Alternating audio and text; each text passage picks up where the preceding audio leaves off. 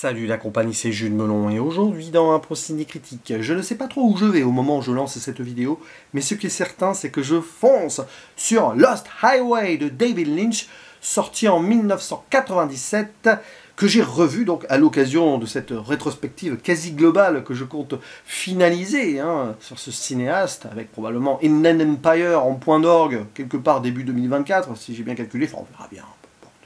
Ici on va s'intéresser donc à cette œuvre qui met en vedette au casting dans le rôle principal Bill Pullman, qui sortait tout juste de Independence Day, changeant donc totalement de registre.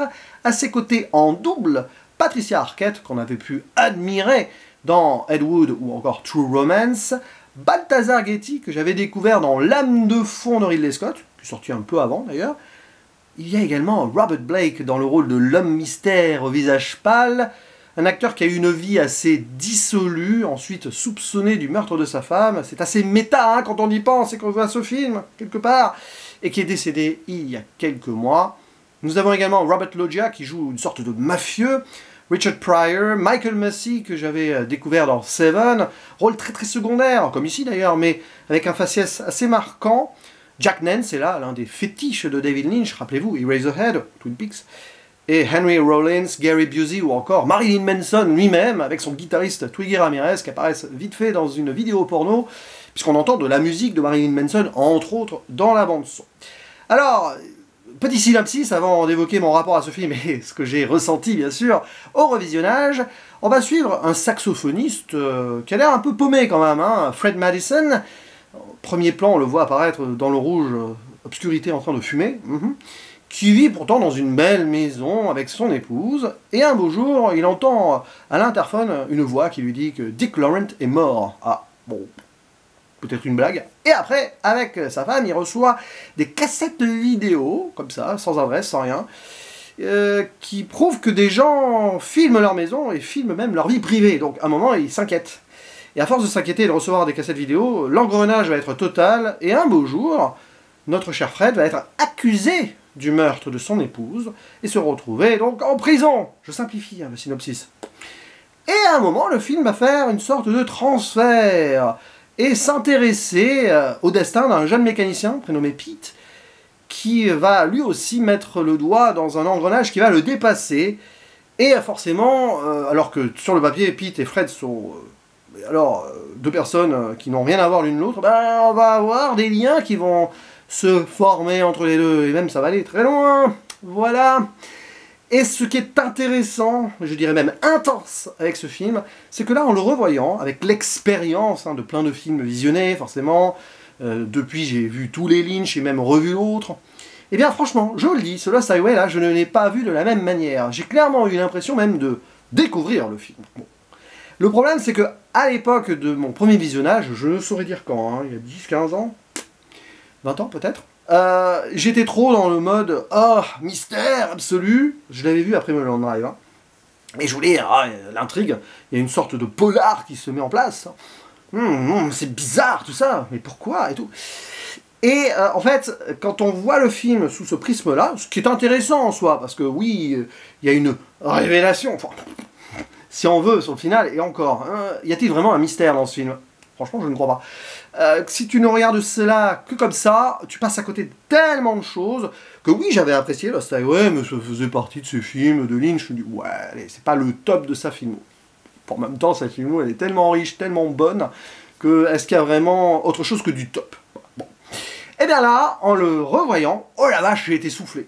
Parce que c'est un film d'une richesse absolue, d'une fausse complexité. Bon, il y a la complexité de l'âme humaine là-dedans. Psychanalyse, subconscient, réalité, illusion, tout ça, oui. Mais en fait, c'est tellement limpide dans ce qui est absolument fou, sur le papier, que ça en est brillant. C'est un film extraordinaire. Je peux comprendre d'ailleurs, beaucoup de gens l'ont revu ces derniers temps. Et beaucoup de gens en arrivent à dire que c'est le meilleur Lynch. Oh, j'en sais rien, je crois que je vais laisser tomber d'ailleurs tout classement de réalisatrices parce que ça commence à être trop compliqué selon l'humeur, selon... Voilà. Surtout quand on a un cinéaste comme ça qui a que des grands films pratiquement. Bon, je reverrai Mulholland Drive, qui pour moi, quand même, de cœur, restera toujours au-dessus, parce que c'est de cœur, c'est comme Jurassic Park ou Forrest Gump, c'est clairement pas les meilleurs films du monde, mais comme je les ai adorés et qu'ils comptent pour moi, ils restent là, mais peu importe. Lost Highway, c'est du pur Lynch, absolu et total. Ça ressemble presque à une de ses œuvres sommes. Mulholland Drive le sera aussi autrement, et c'est pratiquement la continuité de Lost Highway sur certains points, d'ailleurs. Ce qui est extraordinaire dans Lost Highway, c'est que les thématiques de notre cher cinéaste génie sont là. La première étant la dualité, au sens large. Ce film, c'est presque le paradoxe de Schrödinger adapté à la vie, par moment. Schrödinger, vous savez, hein, le chat il est mort et pas mort à la fois. Ici, le personnage, il est là, il est pas là. C'est lui, mais c'est pas lui, mais c'est lui quand même. T'as plein d'idées comme ça. Le double est partout. Doppelganger, le double dans la réalité, la fiction dans le passé, dans le présent, dans ce qu'on imagine. Vous pouvez faire ce que vous voulez, dans le subconscient, le transfert qu'on peut faire. Je vais pas en dire plus, je vais pas faire de spoiler, je vous laisse découvrir le film comme cela, avec ses pistes, si vous le souhaitez. Mais même, j'ai envie de dire, je pourrais tout raconter du film en détail, je vais pas le faire parce que j'ai pas envie de faire une impro ciné-critique de 30 minutes, voire même d'1 heure, hein, je pourrais, hein, si je veux, mais déjà que je vais partir dans tous les sens, c'est compliqué. Vous pouvez même lire le scénario, le synopsis, le résumé complet, tout ce que vous voulez. Limite, vous apprécierez le film encore mieux. Parce que je vais revenir sur ce point quand même, avant de développer 2-3 thématiques. L'idée de regarder ce film comme un polar film noir. En soi, c'en est un. Pourquoi pas? Il y a une enquête, tout ça. Est-ce que vraiment le meurtre, c'est lui? Pourquoi? Machin, tout ça. Bon, hein. En fait, c'est intéressant parce que Lynch convoque cette idée-là, et à un moment, il interpelle le spectateur, peut-être novice de son cinéma, qui va regarder son film comme un Hitchcock. Il y a des références à Hitchcock, mais attention, Hitchcock, c'est génial, mais vous voyez ce que je veux dire, quoi. Un film à twist, à révélation, à savoir comment vraiment à tout prix ça va se terminer pour le personnage, même si c'est aussi quand même l'intérêt du film. Mais comme ce film nous dit comment le film se termine dès le début, si on est assez conscient des choses, voilà. Et à un moment, donc, il met en place 2 personnages très secondaires, mais qu'on voit beaucoup dans le film. Hein. Ce sont les 2 policiers, les inspecteurs, qui questionnent comme ça, qui enquêtent. Et en fait, il les tourne en dérision. Et je pense que ici, le message est clair. Vous, spectateurs, je vous mets en scène dans le film à travers ces policiers. Vous les cherchez. Mais en les mettant un peu en décalage, c'est pas un film d'enquête policière, quoi. Eh bien, il nous envoie ce message, David Lynch. Il nous dit « L'essentiel est ailleurs. Regardez derrière dans la psychologie. » Je vous mets en place le film avec une forme extraordinaire, totalement liée au fond. Alors là, le fond et la forme, dualité de la fusion, hein, du pur cinéma, c'est vraiment ça. Lynch, il est au top de son art, là. On voit qu'il y a eu Twin Peaks avant, mais même hein, tous ces films qui peut-être annoncé aussi Blue Velvet, notamment. Hein. Même Sailor et Lula, une histoire d'amour avec le jeune mécanicien, à un moment, annonce cela, avec le malaise et l'enfer social des États-Unis, même si c'est plus en filigrane ici quand même. Et la mise en forme est totalement psychanalytique et psychologique. De toute façon, d'emblée, rien qu'avec le titre et la route, vous avez l'idée. Cette route, c'est donc la quête potentiellement spirituelle d'un homme qui ne va pas bien, qui est angoissé, qui est traumatisé, peut-être qui a une forme de culpabilité en lui, qui va donc essayer de parcourir ce chemin afin de savoir ce qui lui est arrivé, savoir ce qui lui arrive, mais en fait, on se rend compte que c'est plutôt de savoir ce qui lui est arrivé.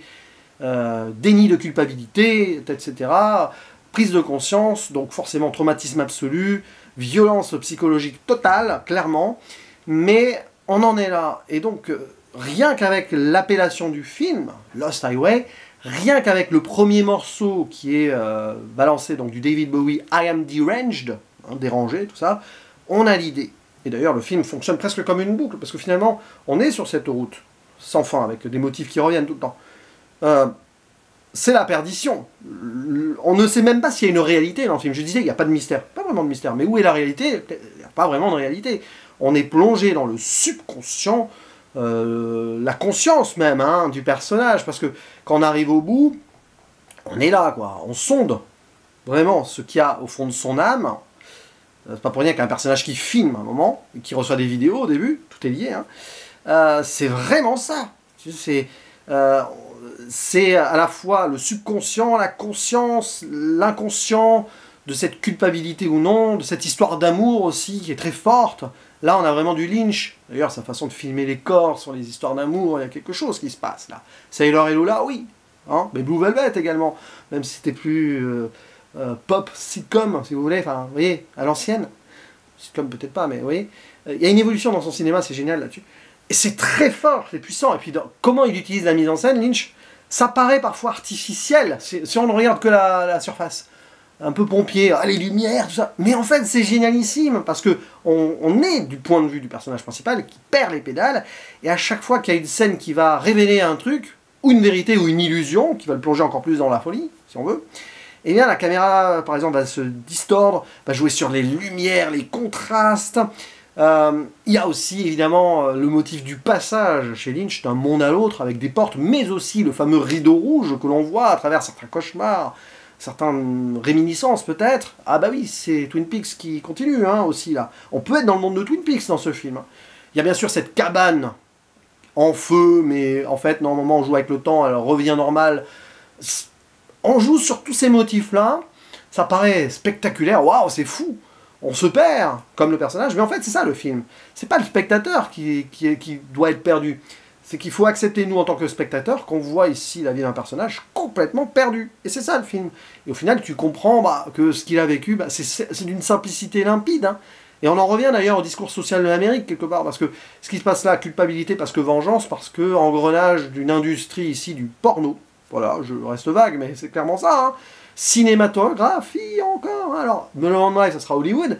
Là, c'est l'underground du porno, qui a fait qu'à un moment, la femme qu'il a aimée a été plus ou moins tuée par cette industrie de toute façon. Donc, où est la culpabilité à travers la vengeance? Oui, mais déjà, le verre était dans le fruit. Donc, c'est la résultante ici de ce mal américain qu'il questionne souvent à travers son cinéma, David Lynch. Bref, vous voyez, là, je suis très pêle-mêle parce que je peux relier toutes les obsessions de Lynch. D'ailleurs, l'obsession du personnage principal, hein, c'est très lynchien, Lynch apparaissant dans le film, lui aussi artiste un peu torturé, qui se questionne sur certaines choses.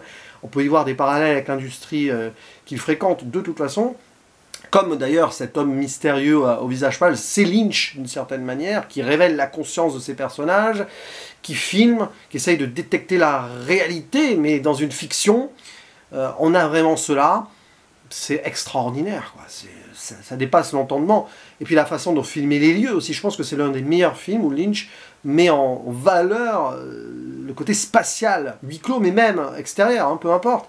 Par exemple, la maison de Fred Madison, au début, c'est génial, parce que ce week-end, j'ai visionné un court-métrage, enfin ce week-end, je parle comme ça là, quelques jours avant au moment de tourner cette vidéo, j'ai tourné un court-métrage de 1943 qui s'appelle Meshes of the Afternoon de Maya Deren, grâce à un ami sur Twitter qui a partagé dans un top. Hop. Et en fait, toute la maison qu'on voit dans ce court-métrage, c'est la maison de Fred Madison, il y a même des plans comme ça qui sont repris quand il regarde le chemin. C'est génialissime. Et là, j'en reviens, je vais bientôt conclure, après je parlerai de la musique, faut pas que j'oublie. C'est là ce qui est génial avec Lynch, c'est qu'il emprunte de beaucoup de réalisateurs et beaucoup de films. C'est vrai, parfois. Mais par contre, il remet ça à sa sauce et il l'utilise à bon escient pour faire évoluer ses intrigues, pour mettre ses thématiques en place. Donc il y a ça, on peut penser à L'heure du loup de Ingmar Bergman, dont j'ai parlé il y a quelques mois. Oui, pour le personnage un peu torturé, peut-être coupable, un artiste, et on va lui révéler face à sa culpabilité ou pas, etc. On va penser évidemment, mais je l'ai dit, hein, à Hitchcock, et là je pense à Vertigo, notamment une scène sur la plage à la fin, magnifique, l'amour, pouf, tac, c'est Vertigo. J'ai ressenti du Vertigo pur et dur là-dessus. C'est fou. Côté obsessionnel aussi dans Vertigo, hein, quelque part. Il y a ça aussi. L'idée de vouloir posséder quelque chose, quelqu'un, peut-être aussi hein, certaines formes de folie. Et d'ailleurs, la femme lui dit non, tu ne posséderas jamais. Tu ne me posséderas jamais. Oh ouais, tout est là, quoi. Donc oui, dans Lynch, on a beaucoup de choses. Mais c'est Lynch avant tout. Et ça, c'est génial. Et je finirai sur la BO. Alors oui, il y a du Angelo Badalamenti, hein, paix à son âme. Plus en retrait, j'ai envie de dire, parce que c'est surtout les morceaux qui existaient déjà, hein, qui ont été réutilisés pour le film, comme Rammstein, par exemple. Bon, Marilyn Manson, j'en ai parlé, Nine Inch Nails, Trent Reznor, hein, voilà. Et David Bowie en intro. Oui, et ça fonctionne. Musique indus, souvent, qui arrive, là. Boum, on est dans la folie, la révélation d'une fausse réalité, par moment, et on est perdu avec le spectateur. Cette musique fonctionne super bien. Bref. Lost Highway, ouais, c'est extraordinaire, tout simplement. Alors là, je l'ai revu, mais méga à la hausse, c'est surtout que je peux me targuer d'enfin avoir vu Lost Highway, tout simplement. Comme quoi, des fois, un premier visionnage, bon, selon les conditions, selon notre expérience. Et un revisionnage peut tellement apporter, et là c'est le cas. Voilà, donc extraordinaire, mais ça ne fait que renforcer mon amour pour David Lynch, parce que limite, il n'y avait que ce film, Inland Empire, hein, que j'avais pas trop aimé la première fois, à mon avis, quand je vais le revoir, ça annonce de belles choses. C'est ça la force, quand on aime un réal, des fois même des œuvres, peut-être on est passé à côté, ou on n'était pas dedans, bah en fait c'est parce que, oui, voilà, à un moment, on s'incline devant tout, hein, quand on se rend compte que nous avons un génie en face de nous. N'hésitez pas à dire en commentaire ce que vous pensez donc de ce Lost Highway, de sa musique, de ses actrices, acteurs, tout ça. Hein. J'ai oublié des choses certainement. Hein. Il y a peut-être des trucs que je n'ai pas creusés, j'avais en tête, mais que j'ai oublié, comme d'habitude dans l'impro ciné-critique. Et bien sûr, parler du cinéma de David Lynch au sens large, je pense qu'on peut faire des liens. Franchement, ici, c'est du pur, quoi. C'est du pur Lynch, tout simplement. Allez, je vous laisse la parole, je vous dis à la prochaine, ciao.